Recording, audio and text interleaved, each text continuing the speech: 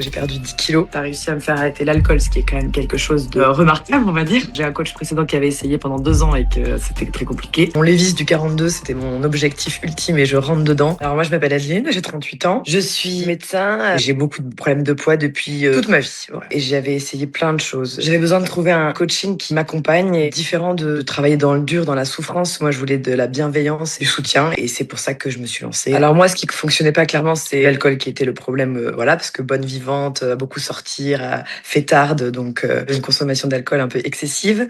Et aussi tout ce qui est repas, parce que moi, je suis pas très douée pour la cuisine.